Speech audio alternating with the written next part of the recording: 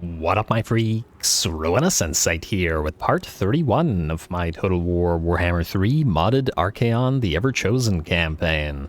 So as we saw last time, 'twas a Tomb King kind of day as the armies of all the gods but Tzeentch faced off against the Tomb Kings, and quite victoriously, I might add, with us getting 3 heroic victories, which are always nice to see so late into a campaign. Also, just so Tzeentch isn't said, we'll make sure to give Village a nice battle. Unfortunately, Scrag the Slaughterer is right there with a full stack and a defensive structure in Varanka Hills. Should be a fun time for him. In addition to that, I do believe Kislev will finally be destroyed in a couple seconds. So, Archaon, let's start with you then, sir.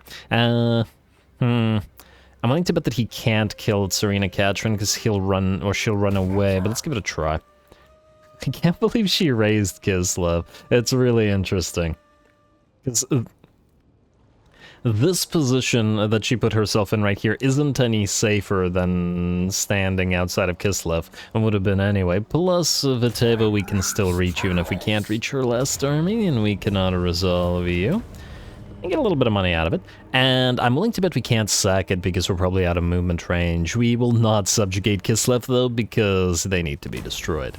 Alright, got a free relic sword for our trouble. Maybe we'll turn it into something a little bit more useful down the line. I've also had a thought that maybe we actually want to delete this Marauder Horseman unit. That way we have the undivided Chaos Knights and then one of each of the Knights and then the Swords of Chaos, but this unit not being here would leave us room to get a Chaos Dragon, Great Chaos Dragon, whatever version of Chaos Dragon it is that we're building. It's Great Chaos Dragon, sure. We can put that into Archaon's army. Does he need it? No, but he doesn't really need anything. I'm pretty sure he and his command squad by themselves can handle most armies without anything that's in here. But just for fun. Plus, I actually want to see how many... Is the Great Chaos Dragon a legendary unit, or can we build multiples of them? It does say unit capacity +1 for Great Chaos Dragon, so does that mean we can build one for each of the tier 5 settlements? Because if that's the case, we can put a couple in our flying army as well. I guess we'll find out relatively shortly, as we did start upgrading a bunch of tier 5s. Anyway, Azazel, let's get you moving as well, sir. You have pretty good in terms of HP. I guess the question is, do we go for Witchwood, then through to Hag Hall, then back looping around to Vol's Anvil? What's south of Hag Hall? Ah! Bleakhold Fortress is held by Eotan. Okay, so it looks like we'll be starting on the Elves with both of the factions. I suppose Valkia can hit the Plane of Spiders and Cleric Spire. Yeah, okay, fine. We'll send her the Witchwood and then back around to Hag Hall. Hopefully there isn't a full stack here to immediately move to Venomglade, though. The thing is, we know that there's nothing at the Witchwood, and it's also probably going to be fairly sparsely defended. Wish we had a hero to scout this out. I'm gonna risk it and just go for Witchwood. I don't want to leave it behind us, because then it can also spawn armies. I don't see anything here, and ooh, there is our Slaaneshi friends, the Cult of Pleasure. How to resolve this? This is going to hurt our spawn and our chariots, but, well, doesn't everything. Occupy, please. Right, can we sack you? I didn't see whether we had movement. I'm gonna assume that we did. Sack. And occupy. Ooh, just barely. Alright, occupy the place. I wonder if we'd be able to trade this place to the, to these guys, to the Cult of Pleasures. That would be quite swell. Hey, one of these guys now has the Chaos War Shrine. Okay, so that's a U. The other guy does not yet. What is it, level 14? Yeah, alright. He'll get there, he'll get there. It'll just make you a bigger target, granted, but yeah, that's the nature of these war shrines sometimes. Except for Nurgle, I guess, wherein they are targets, but at least they can self-heal. Gulator, you have 5 or 6 turns to do things before you have to head out to Brass Keep and force vassalize or force confederate the Fecundites. Now the question then for you is, what's the best thing to do here? Do we take Salzenmund and Dietershofen? Or do we ignore them? Here's the thing, we don't want to get too far away from Brasky, but at the same time, I wanted Archaon to quickly grab Prague before heading back down here, but I suppose he could head to Zavostra. If he can reach it in one turn, we could go Zavostra to Prague, maybe. Oh, actually, Archaon. Leave this place and start channeling out here. Good likelihood that Serena Katrin tries to grab Vitevo back. Although she might just occupy Kislev, in which case that takes Archaon's movement anyway. Alright, fine. You're gonna take Salzenmund and Dietershofen, possibly, though this would be a better place for somebody like Wulfric. I might raise Dietershofen and send Wulfric to grab it for us. Oh! Pyrrhic victory. Honestly, this isn't worth fighting, though. It's just so weak. It's just that the auto-resolve doesn't like us. Too bad we don't have the super replenishment anymore. Then we certainly won't be able to auto-resolve Dietershofen. I guess the question then is, which one would be a better fight? This one has a bunch of knights and is walled. This one has a minor settlement and has more garbage troops. I think maybe we'll fight this one and just try to send the Forsaken. Well, I was about to say up the walls, but that isn't really necessary. Anyway, Kolek, you've got places to be, sir. And would we traveling by land be faster than by sea? Actually, by a little bit, yes. So, yes, go by land. Alright, interesting. And then, you're going to this one, right? Oh, wow, you're actually drawing close. Ooh, Mazda Mundi, you are soon going to have a very bad day, perhaps even next episode. Well, I guess it'll take him an extra 2 turns to travel through the sea line, so there's that. But nonetheless, alright, you. Is the Terror of the Stars right there? Yes, indeed. Oh, the Storielsaur. Stars is up there. Alright, go here. And I don't know whether you can land or not, but what we'll do is declare war on you. And Kuchar. It has been a while since you've gotten yourself a fight, and you can land. Beautiful. Alright, so before we fight this, 2 things. First of all, you don't have a defensive, meaning we'll do a field battle. Second, these 2. It's finally time for you to become chosen. Oh, I hope that your names get retained, just to double check. Corn's chosen and Cornflakes. Chosen time. There we go, and Cornflakes and Corn's chosen. Good, you've retained your names. They're a little bit weaker now because they've lost their veterancy, but, well, it's time to start racking up their points anyway. And we'll see how well they can do things. Alright. Now, Kuchar, let's level up your minions as well while we're at it. I guess we could use Retinue Trainer still. And we're very close to Foe Seeker here, though. Oh, you're not in your Gorby's Chariot, are you? No. You just have that Brass Cleaver. I'll probably retool your items some. It hasn't been needed thus far, because he hasn't really faced off against anything too problematic. Oh no, we can't get the Chosen Leader unless we get another Chosen unit in this army. We could do so temporarily, though at the same time, it's not the biggest deal for the Cornate forces in particular. Alright, fine. Let's go Steamed Combatant into Retinue. Actually, no, I lied. Let's go to Hero because the additional 1% XP, right? It's not much, but, you know. And we still want to upgrade these 2 to Gorby's Chariots, and we want these guys to regain their veterancy. Mr. Unit, Chaos Sorcerer of Metals. So you really just needs Glittering Robes, so we'll try to move towards that ASAP. Alright, that looks good enough to me, and Kuchar, I guess you're gonna be fighting first today. Valiant defeat is what I like to see. I guess Cornate armies always get the tough stuff, and that's just the way we like it. Before we get started, we did manage to reach the engagement threshold. Hey, I didn't call it allegiance for once, and thus this will be an hour episode long as well, though it was really down to the line last time. And the offer does stand with the reduced numbers, 250 likes, and I forgot what I said. 40 comments, was it? It was 40 or 45, whatever. Something comments, and the next episode will be a hour long as well. Let's have some fun. Go Kuchar.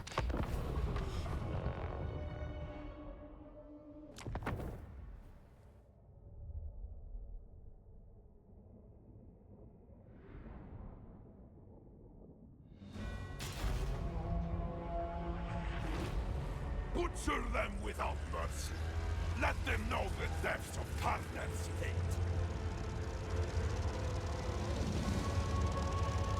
Alrighty, here we go. It's been a little bit of a while since we've seen Kuchar fight. He's had to travel after leaving that bloody path of destruction through Cathay, but now we've got more enemies for him before he heads down to the southern Chaos Wastes. I'm gonna start with these High Elves. Should be an interesting little matchup for us, and we should see our various Chaos Warriors and Chosen obliterate the enemy main line, while our fast movers hopefully destroy the enemy backline. First of all, though, it's the Skull Cannons. They've done great work for this army, and by the looks of it, they will continue to do so. They got a few shots off on the enemy infantry, but will now be targeting the enemy cav. Granted, these are only Illyrian Reavers, not even Silver Helms, but with their veterancy, their stats are pretty good. 46 and 57 melee attack and defense, though with their weapon strength relatively low, and their lack of armor piercing, they're not going to be a huge threat.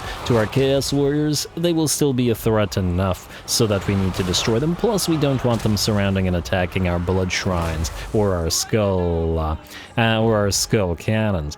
Alright, and it looks like the enemy is willing to allow us to take a few shots. We got both of the enemy units of Illyrian Reavers down to about half HP, and will now be switching to the enemy White Lions, the other most threatening unit or just generally speaking, I guess the most threatening unit on the field, other than the enemy Eagles, especially because of that armor sundering of theirs. As long as they're in the fight, our Chaos Warriors and Chosen will be weaker. So we'll want to make sure that they're as weak as we can possibly make them before they enter the fray. Still feels very strange for a Khornate army to be softening the enemy up with artillery fire before the fight, but hey. We were given the Skull Cannons, and the Skull Cannons shall be used here. Of course, unlike another army where we would probably just sit back and wait, the Khornate army is not going to do so. They will head forward under cover of artillery fire, instead of waiting for the enemy to come to us. And here we go, the halberds facing off against the great axes of the White Lions. And that's the Chaos Warriors here, of course, but we do have our dual axe Chosen as well to act as damage dealers. Here they'll be facing off against the unit of Silverian Guard, though damn, 74 melee defense. I would be curious to see how long with that amount of melee defense they will be able to hold the line against the Chaos Warriors. Man, those little tiny spears of theirs certainly don't look super effective against the Chosen of Khorne. More like an annoyance than anything else, I would imagine. And how are we doing here? So the Chosen of Khorne have lost about 10% of their HP, maybe, and the Silverian Guard are down to about half. In the meantime, our fast movers have by and large arrived. The enemy prince has been killed by Kuchar by the looks of it, though sadly Kuchar didn't get to collect his skull. I'm sure he and his Juggernaut are still happy about it. He hits for 1.1k weapon strength, which ain't too bad with several of his buffs up. Anyway, our doggos have arrived in the enemy backlines and are getting help from the blood shrines and our various skull cannon units. Once they're no longer using their skulls as fire support, they are quite useful in this manner. We are also able to summon a few of those summon Chosen, yeah, that would be obnoxious. Summon a few of those Chaos Spawn and Forsaken on the field to help us out. Though it looks like we're doing pretty okay. Every enemy is engaged, halberds are still facing off against the White Lions, and we're gonna get a little bit of help with this blood shrines moving in, and frankly, the White Lions are very much in trouble. Alright, Eternal Defenders, well, that eternity ain't gonna be all that long, by the looks of it. Anyway, a nice little engagement. I do believe, however, our chariots aren't going to be too valuable this round. As we can see, we haven't gotten a lot of kills on them. They were moving through the trees, but unfortunately, they spent pretty much the entire time being chased around by one of this unit of eagles. Yeah, this one. Alright, here. Currently, it's stuck on trying to deal with the skull cannons, yeah. Good job to them, I suppose. But it's not like in this particular situation we really needed to rely on the chariots, and as long as if it was 1-for-1, a unit of chariots distracting an enemy unit of eagles wouldn't be too bad of a trade, I would think, in this particular situation. as our melee infantry will obliterate the enemy melee infantry. And with time, keep on giving chase to the enemy Chaos Warriors / Chosen. And now it's just a matter of grinding the enemy down. Especially since most of their range units are either destroyed or otherwise engaged and cannot provide support. Kukhar's going after the enemy, a Lord, an Archmage of Fire, who obviously stands no chance in any kind of fight against him. But will probably be too quick to actually catch, so we're going to need to destroy them in the old-fashioned way. It looks like one of our doggo units has been sufficiently hurt to go into banishment, but will rally and back away. That's the corn dogs, to be specific. Looks like our chariots managed to charge the enemy in the back, and it looks like it does force a unit of Silveran Guard to rout. And once again, we're still going to upgrade these guys to Gorby's chariots of corn as soon as we can.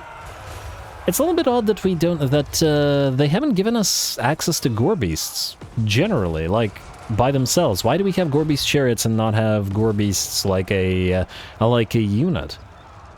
I feel like, if nothing else, that should be given. Maybe just give them to Khorne, I don't know. I mean, not necessarily, but at the very least. You could give them to Khorne and Undivided. Yeah, I wonder why. I wonder what the reasoning behind that was. Or maybe they are looking to add them with a DLC or something at some point. Hopefully a free DLC, I should say. Anyway, with that, the battle ends. There's a couple units to give chase to, as one of the little armies outside was a reinforcing army, so we will give chase, but we'll do the rest off screen.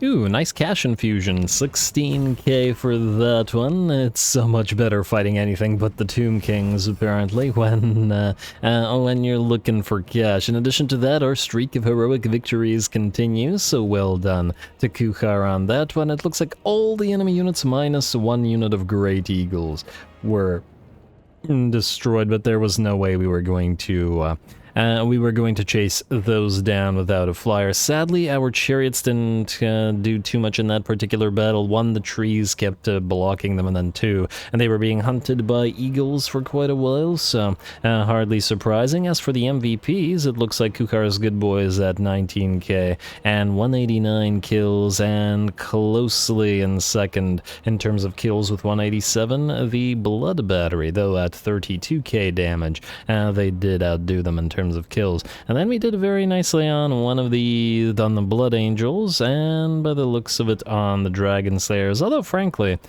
the Bringers of Hellfire and the Brass Fangs, they all did quite well. And in terms of damage, Khorne's Chosen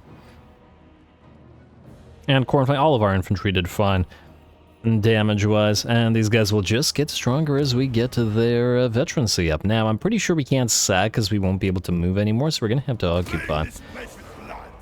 And we do have pottery here, but alas, it's not useful to us because it is a coastal territory, but we're going to subjugate this little elven faction anyway, so it doesn't matter all that much. Chaos Steed for Hexus the Uncoordinated, Great Juggernaut for Thurmond Bjornvak. And do we keep you on the Juggernaut or on the Steed? I'll think about it. I will think about it. Did you just... the heck? What's with all the paths to glory? Let me just see here what's going on. Oh, you've reached a high enough level to be able to ascend. Win a battle against Tzeentch.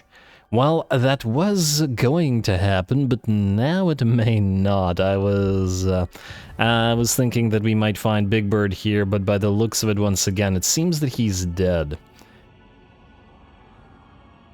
It looks like the lizards appear to have won in the southern Chaos Waste, but that's fine. That's just fine. Kukhar, just in case these guys besiege you, you should probably leave the settlement. You don't really need to channel. Might as well channel, I guess. More glittering robes for the rest of the army. I guess we're also able to use Plague of Rust, so we'll get 1 point in each of them. And actually, you know what? Let's go glittering robe and then metal shifting. to buff up the damage of the army with the buffs and debuffs. Anyway, who's up next? Siggy, what do you have to do? Ah, yes, you're headed on to Conquata, and you're nearly there. We're gonna quickly auto-resolve this little tiny army here, and hope we don't take too much damage. Although if we do, Eltharion might deign to attack us, so that's not the worst thing in the world. Free Armor Fortune would never turn that down, and let's sacrifice those captives for cash. And then move you into, I guess, channeling stance. Alright, let's see if we're hurt enough for Eltharion's 2 stacks to decide that Siggy is on the menu. But we can't immediately move to the Isle of Wights, but frankly we should be able to take Conquata, especially while it's still damaged, over the next turn, assuming that Eltharion doesn't, and frankly, yes, Confederate or Vassalize. No, Confederate, damn it, the one time I got it correct. I corrected myself to be incorrect. I incorrected myself. Yeah, Confederate, no, Confederate, damn it. I'm in my own head now. Confederate LAKOR next episode. Anyway, village, I promised you a battle, sir, and a battle ye shall have against Scrag the Slaughterer. What do we have here? We're still trying to get to Scrolls of the Apocalypse, which means... Oh, we need all the magic types here. Funnily enough, that might actually make you somewhat weaker. And because it's becoming less and less likely that we roll the good spells out of the Lore of Life and the Lore of Nurgle. But oh well. Funnily enough, the strongest of the blue scribes might be is if they just go straight into Lore of Nurgle and then leave most of the other magics out. Just Life and Nurgle alone are ludicrously strong, but nonetheless we want to max them out, and the Cataclysm spells out of the Scrolls of Apocalypse are fun. And they look fun, so may as well get some use out of them. 1, 2, 3, 4, 5, 6, 7. Yeah, we do have to get every single one of those. We're gonna get every single magic type anyway, just because more effects, more magical nonsense all over the place. Anyway, Jaeger Mortkin. We can get enemy vigor loss reduction. I feel like we want to get Glittering Robe right now, though, so let's go Middle Shifting and then Glittering Robe, and then we'll figure out the other stuff after. Oh, I gotta get more, you know what, Metal Shifting, no, 2 points in Glittering Robe. I was gonna say Power Sap for the max Winds of Magic, but we're pretty good anyway. Alright, time to fight Scrag and hopefully not get the Skaven Plague here. I assume that this is a Skaven Plague from Verms as well, and while I don't know whether it has to do with your vassals / allies, that one would probably have an effect on us. Anyway, oh, and unless I'm mistaken, Scrag also has a casting buff for defeating him, though I could be wrong. Actually has a fairly decent defensive garrison. Should be fun for the Mutaliths and our brand new spawn at Tzeentch. Do we need to level anybody up? No. Looks like we're good. Away we go.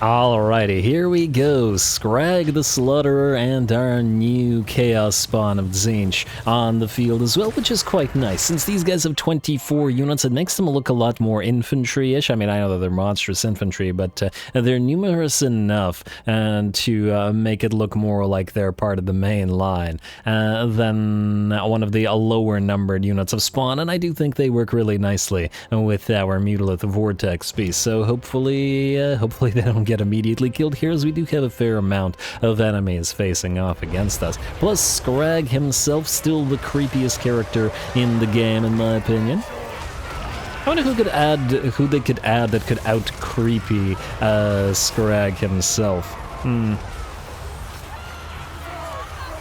A lot of it's down to the voice work as well, but still.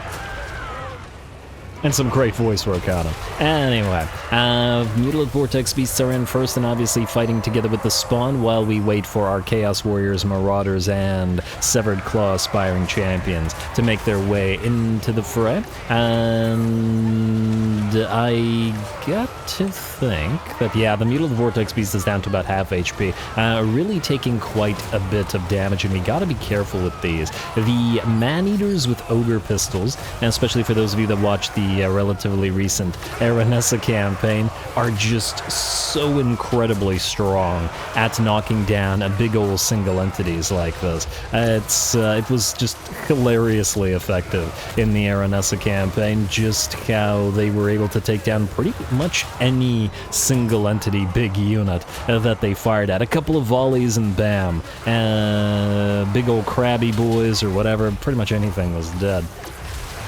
I was very impressed with them there. Anyway, the battle continues, and hey, we got some ancestral warriors helping us out. I like the idea of Tzeentch sort of binding Cathayan ghosts to serve them. So, and plus they glow blue as well, so it does kind of work for us. Which ain't too bad. Or possibly even corrupted souls of Cathayan warriors as well. Just because they don't have visible mutations on them, and doesn't mean they don't serve Tzeentch. Alright, and ooh, looks like the enemy does have a scrap launcher back here firing upon us. Gotta be careful with that, and in fact we want to summon our Chaos Spawn and Forsaken right on top of them.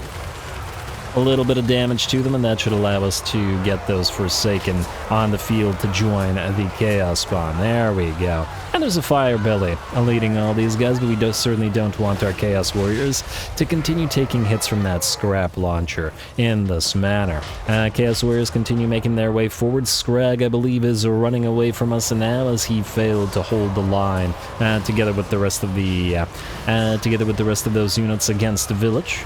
Although I'm not sure, it might not be a waste to chase him down. Rather, it would probably be better to chase past him and make sure that these lead belchers stop firing.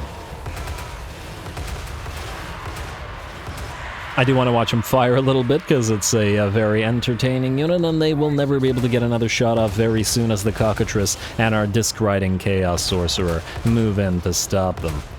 Alright, and there we go. They've landed, and the lead belchers will never fire again. I'm sure that they won't be able to kill these guys off, and either way, Village has arrived to help as well.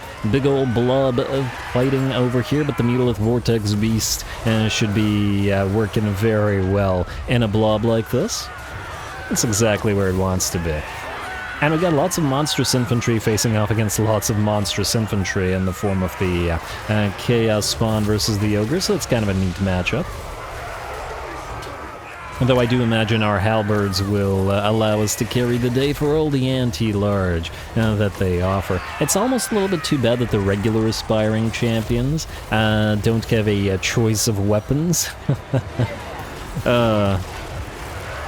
Because the Severed Claw with their halberds makes sense to have them with the Tzeentch and Chaos Warriors. I wanted aspiring champions, or additional aspiring champions, because they can open the gate of Tzeentch and summon pink horrors. But losing halberds, kind of iffy on that one.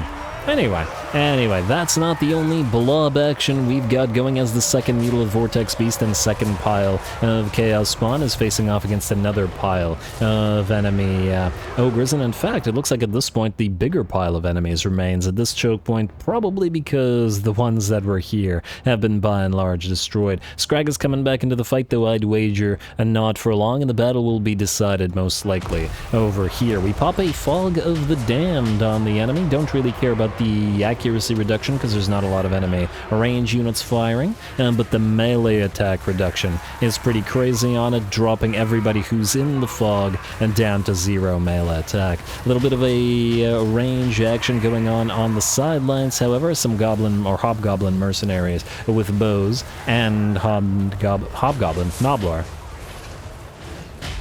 Hobgoblin mercenaries and Noblar trappers. Okay, it was slightly confusing there.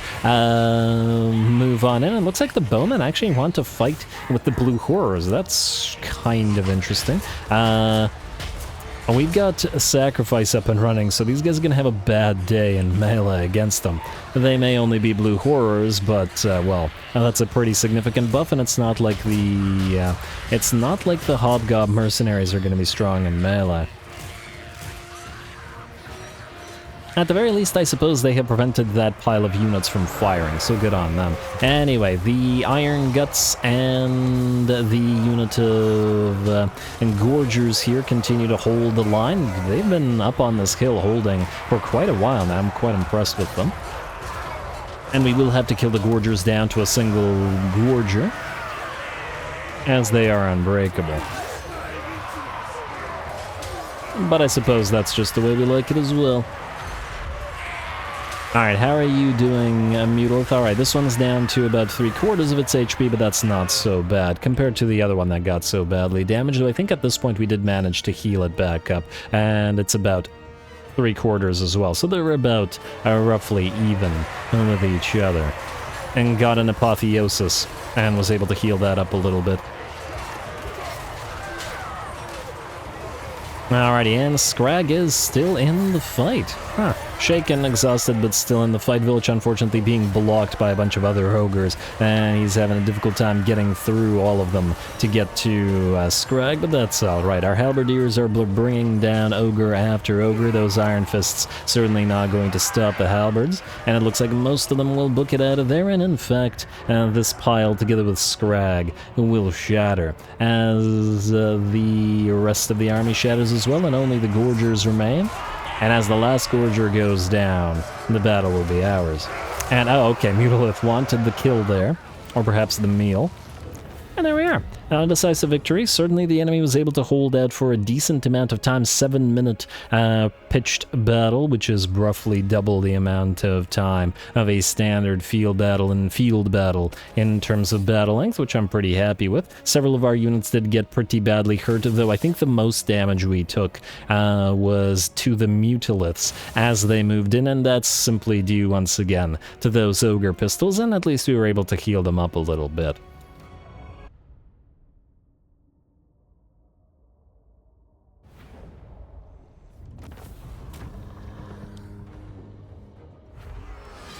Hey, Banner of Eternal Flame, and generally, I'm pretty happy with that fight. Looks like Khorne doesn't get the monopoly on the good fights, as Village after Skarsnik, and now Scrag has been having quite a bit of fun as well. The Mutiliths are doing good, but they're pretty much always doing good, very strong with those effects of theirs. We got 26k on the blue scribes, but they used more supportive magic rather than destructive magic and this time around, and 21k on one of our new Chaos Warriors of Tzeentch with halberds, now that we finally have them on the field, doing nearly about twice as much damage as the Severed Claw, which is pretty impressive, and 17k on the second as well. Surprisingly, by the looks of it, the Chromatic Abominations, the blue horrors, did out-damage both the Exalted Pink and regular Pink horrors by a mile. Granted, the unit is a regiment of renown, but nonetheless, I'm quite impressed with that. Anyway, we should in theory be able to sack this, because we barely had any moves to do, and there we go. Wings of Magic capacity and a casualty or punishment rate as well, plus miscast base chance. Though frankly, I'd actually prefer that to go on the blue scribes rather than on Village himself. He doesn't really care about miscasting, and the blue scribes miscast, it seems like every single spell they cast, which is a little bit odd, but oh well. Alright, settlement has plague. We're actually not going to sit in the settlement, and we'll instead, I guess, channel out here? Also raid our own territory. Raiding our own territory will at least reduce our upkeep, and it's not like we care about the public order here, so yeah. We will, however, repair you, and we will build that cultist camp for more marauder armor, which is it's up to 80 now, which ain't too bad.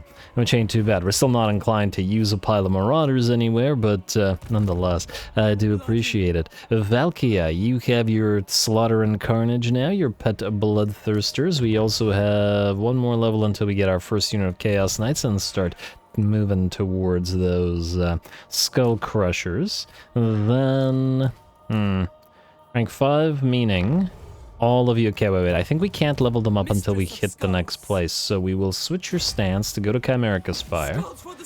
And doesn't look like there's much there. Yeah, I should be able to auto-resolve it. So, what we'll do is we'll move in.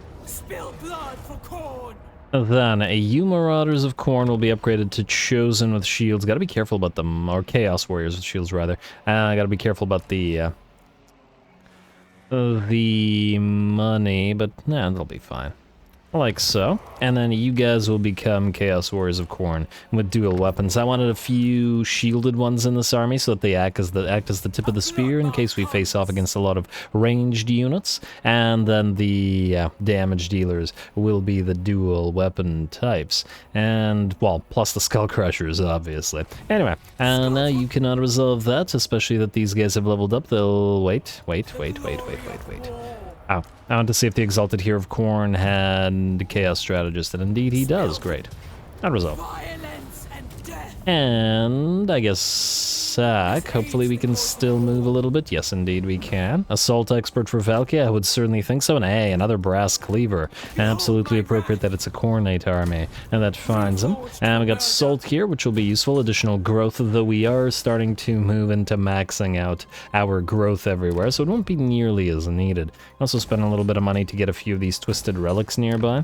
And just so that we get bonus post-battle loot and souls and magic items from nearby battles. And I guess Hrothgar's part. It's next region, not next province, right? All armies in adjacent regions. Yeah, it should really be adjacent provinces, so it gives you more reason to actually build and stack those, but not a big deal. Alright, who's up next? Malefex Rune Smasher. Some Mysterious Sound. Okay, it's Mysterious Sound, which means we can travel in March Stance. And then you're heading down to the Sea Lane. And I guess we'll go for the Power of Rage. Mathan's Blessing for your first couple of battles. Alright, and down to the Sea Lane, and we'll, I guess, level you up later. Alright, set sail and away you go, sir, and then Kolek will hit this one. Correct?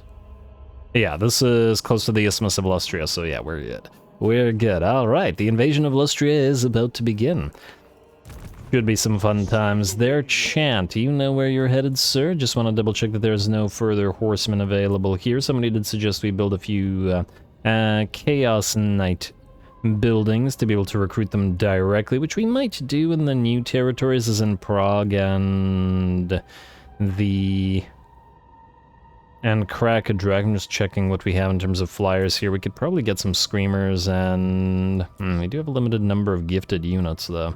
Screamers, Lords of Change, and Cockatrices. Granted, this flying army doesn't have to be solely Tzeentchian, but it does feel a lot more. But considering there's going to be Lords of Change and Knights of Immolate and Doom Knights there, it kind of makes sense to make it as Tzeentchian as possible. And we could put Sorcerers on discs as well. Anyway, you're going up to the Uzkalek now. Too bad that the Forces of Chaos aren't great navigators. I assume Norsk and Tsar and several of the other factions are, which allows them to move through it at one turn rather than two. Especially down a canal, it shouldn't take that long. But anyway, Samoth, you hardly need to be a great sailor or a great navigator to be able to move down a canal. What's the likelihood that this guy... Okay, here's what we're gonna do. Samoth. How close are you to leveling, by the way? Oh, 30. Alright, well, it's gonna take a while. Alright, what I want you to do is sit outside of Mount Gunbat. I'm hoping that we can get Trutch Craventail to attack it, and then reinforce him. The reason for this being, maybe he'll actually occupy it, rather than try to sack it. If he sacks it, we'll just retake it, but we did order him to occupy it, and we're here to help.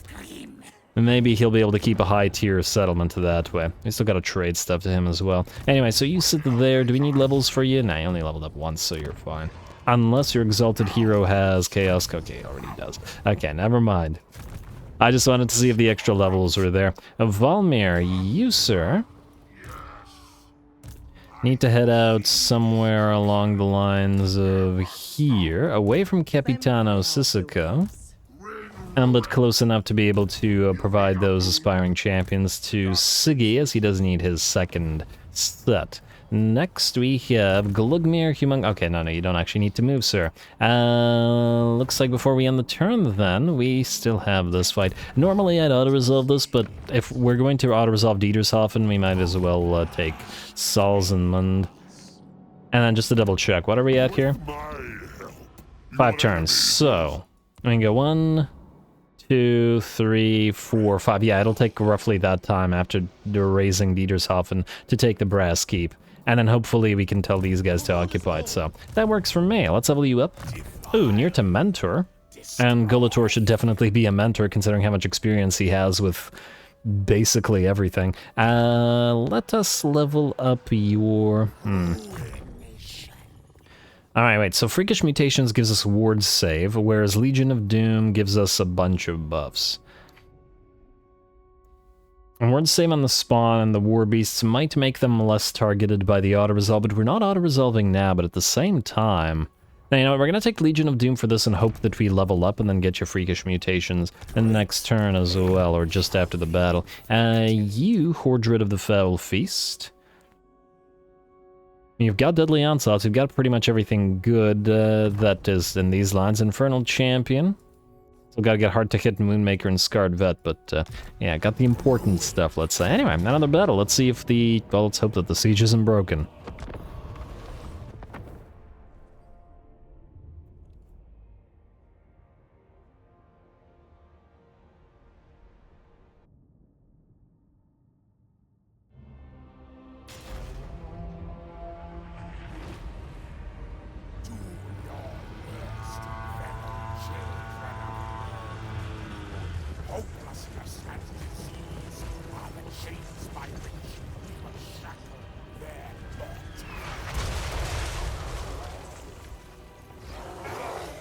Alright, Gillor being a little bit quiet today. It almost sounded like he was muttering there for a second. I think probably because the camera had started a little bit too distant from him, and thus he didn't get the chance to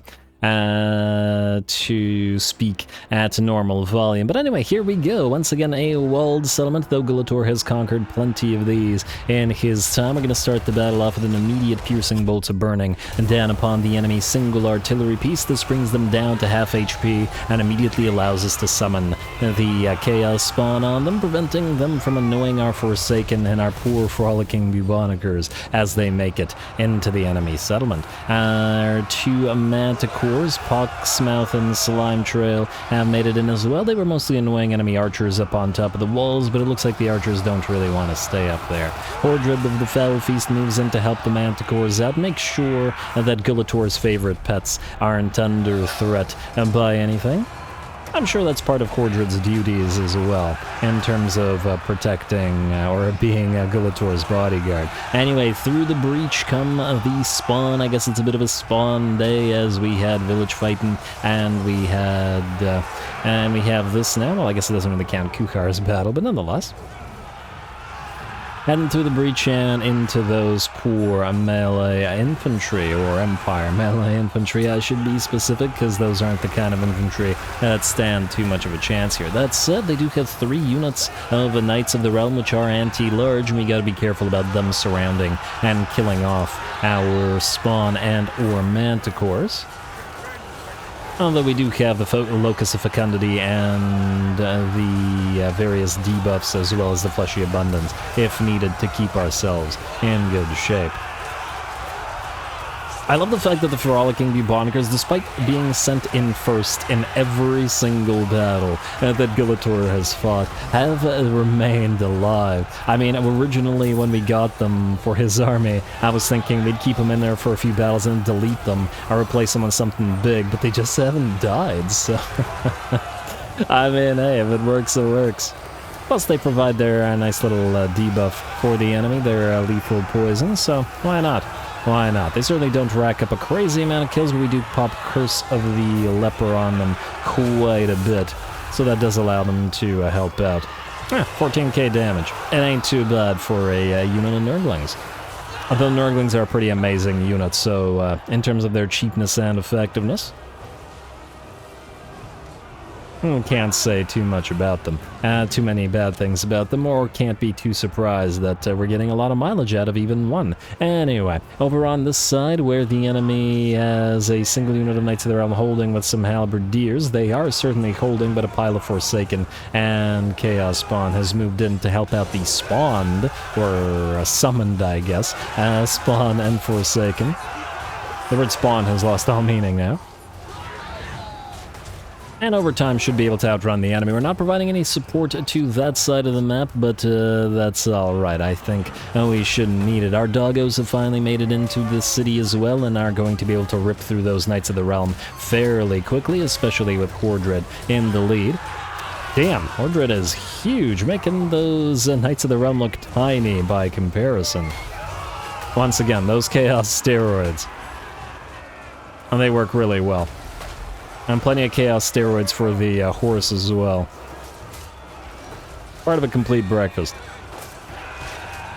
Anyway, more knights have moved down the hill with some swords. The swords are of no threat, of course, and frankly, the knights aren't really all that much of a threat to Gillor's army either. And we've got the battle pretty much in our hands now, with the bounce power at about 95%. Several of our units of Forsaken have looped around the enemy, and it looks like with their back lines being hit, the enemy army will rout. And just like that, the battle be ours. Very, very quick, I think, about 3 minutes in terms of pitched battles. It took about a minute to actually get into combat, and frankly, probably took another minute for us to move all of our units in. The battle hasn't ended because there was a unit of crossbows that weren't in the fight. We just gotta make sure that our units land, and there we go. Land in a very bloody manner to force them to shatter. Very nice. Alright. Well, that one was never going to be an issue for Gillor, but at least this way we preserve his HP, will allow him to auto-resolve the next battle, and then move on to Festus to get the last confederation of the game, as LAKOR should be ours shortly.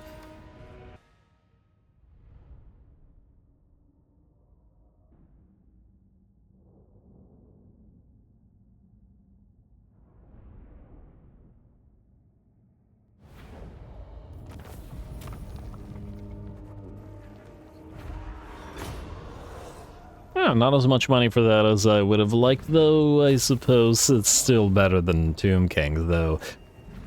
Pretty low bar, I'd say. Anyway, hey, level 30. Nice. Oh, but we're going to have to forego Mentor for the 30th level and get it on the 31st if we want to get freakish mutations, which we probably do. Anyway, well done to Gillor once again. Easy little fight for him. Gotta keep him fighting, I guess. We don't really need to sack it, but at the same time, it is money. And the Frolicking Bebonikers are the main damaged ones here, which, well, I guess we're used to at this point. Damn, I was hoping that we could have reached Eatershofen immediately without wasting the turn, but it's okay. We gotta get back to Festus anyway. Let's build the wood here, though it's not super necessary, frankly, and I'd be perfectly happy to sacrifice it to an ally if needed, mostly because it's a relatively useless trait. If only it also gave like 10%, 10% damage, not just 25% Marauder, Horseman, and Horsemaster's ammo. Just do a little bit of extra damage. That would be real nice. Even 5% would make it more worth it. Just out of curiosity, the Tusks give what, 10% was it damage to the Chaos Chariots? Yeah. Do 5% melee and 5% missile damage on wood. And then even reduce the ammunition if needed. In fact, replace the ammunition if needed. It's not a particularly useful ability. Or trait, or buff, let's say buff. There we go. Anyway, we are looking good. Before we end the turn, however, we need to do two things. Thing the first, and Death's Bounty. First of all, I need to check. Who can check here? Okay, let's say you. How many War Shrines of Nurgle do we currently, or War Shrines of Khorne? Just the one. Okay, meaning we'll get the War Shrine of Khorne for you. If I can find it in here. Brutal Worship, yes. Chaos War Shrine of Khorne. I want those with the blood letters. Then, Crown of Kings is fine. Contagious Worship is also fine. The rest is actually fine. Alright, that was easy. We'll still need to deal with Slaanesh, but that'll be in 4 turns, I believe. Also, what's our research rate at, by the way? 590. Yeah, way short of 800 or whatever. Path to Glory, building upgrades. We will check in a second. Outpost upgrades, commandments available in the Witchwood. Don't collect the income here as it's relatively useless. I guess we can go exploit vassals here for now. Mostly, it doesn't matter because we're going to trade it away. Alright, now we do buildings and then we move. Not a lot of buildings to build, I imagine, but Dagraxan gets to go to tier 5. And the Deadwood, I keep wanting to say Dreadwood. Worshippers for you, Granite Hills. Oh, it's one of the little tiny provinces. Frankly, we could probably just undo all the money collection in these. It's just better than having to deal with them. Eventually going negative public order. This one's actually positive, probably because of Valkyries. Alright, fine. Keep the ones that actually make us a little bit of cash. Anyway, end the turn like so. And let's see if anybody will attack us in reprisal, though somehow I doubt it. Scrag, you lost your main army and you immediately want peace. Looks like vassalage is fairly unlikely. Not that we really care about it all that much. Do we want to peace out with him? I mean, while we're here, we might as well fight him. It's all in the name of getting some good fights. Did we go past Lotharion the Grim as well? I take it he's not going to attack Siggy? You had your moments, sir. Alright, Shadow Legion doing stuff. I wonder if LAKOR comes back. It would be nice to get his defeat trade. As I recall, it's a very, very strong defeat trade. And one of the farmables, because it buffs up a bunch of stuff. Now, I see a Horde right here. And where the heck are you all going? Well, Wolfrick's sort of running around here, and Gilgallion, you're probably going to retake the Twisted Glade from our Dark Elven... Actually, no, you're not. You're not at war with them. You're at war with us only. Well, that's just swell, though you're probably going to go after these. We're going to need to loop back around to deal with you with one of our armies. Wolfrick, who are you at war with? What, do they peace out? What the heck? Are our vassals peacing out with these guys? Because I thought we declared... Oh, wait... Right, they all joined, which means Avalorns is at war with all of our allies, but all the other elves are only at war with us, which is actually decent in terms of we can trade them stuff. Kagan's ready for duty, technology researched in A. Upgrade any settlement to building tier 5. Well, that's just swell as well. We got a free Trickster Shard, but more importantly... Let me just see here. Regiment of Renown panel. Yes. We can get the Chaos of Dragons. Weapon strength follows the strongest. I do have to wonder... 6, 5, 40, 115... Wait. I just want to see this.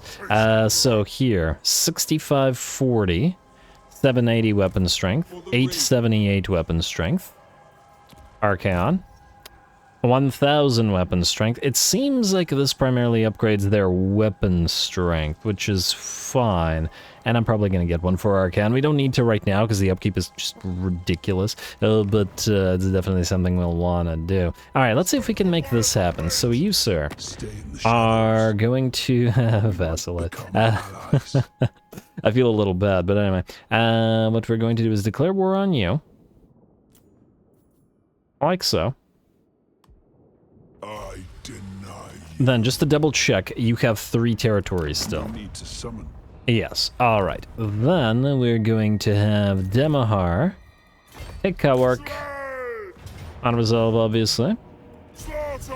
Like so. And don't bother sacking it. You are then going to... You don't have Siege Attacker, do you? I may have screwed that up a little bit. Is there any way to get Siege Attacker easily right now? Oh, we can pop a Spawn of Slaanesh in here. Wait, do these guys have Siege Attacker? No. Nobody has Siege Attacker. Alright, well, I'm glad that we can get that. Wait, is this Spawn of Slaanesh? Is there a Spawn of Tzeentch available? No, there is not. Alright, fine. Slaanesh Spawn it is. We're gonna delete it afterwards anyway, and then you go for the Palace of Ruin, which should be auto-resolvable as well. Pyrrhic victory? No, decisive victory. Oh, right, they have no... Yeah, the garrison is ass. Auto-resolve, and that hurt the Spawn of Slaanesh, but it served its purpose. And we're going to occupy this Dark Fortress. Frigid Wasteland, Norse Berserker, Disc of Tzeentch, and last but not least, Siggy into Conquata. Auto resolve. And enforce confederation. And there we are. Very, very nice. Just and Siggy still has movement range remaining. Can he reach Eltharion like that?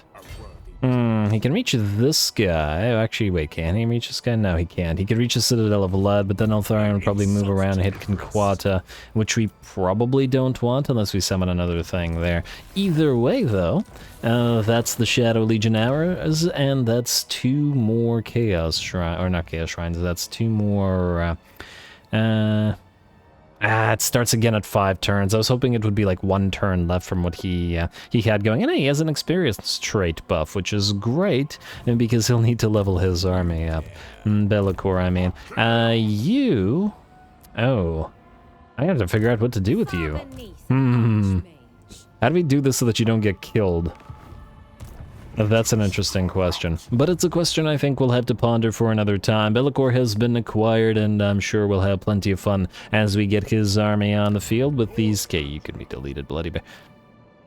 I do have the bonus movement range here. Alright, fine, we'll delete you afterwards. We'll need to move the Flamer Tzeentch army down here to defend against the encroaching elven armies, but anyway, I'm going to call it here next time. We'll see if we can't get LAKOR on the field, though I expect it'll actually take about 2 episodes. We're going to move our way down to Lamia with our new artillery Nurgle army. Kolek will draw close to Lustria. Kuchar will probably have another battle or so against the little High Elf faction that we found out here, and ooh. There's a full stack here. Oh no. Man, our poor Beastmen allies are going to lose all their territories. The same thing is happening to Morgur as happened to Malagor. I just wanted some Cygors with our armies, damn it. Why are you like this game? Anyway, lots of stuff to do.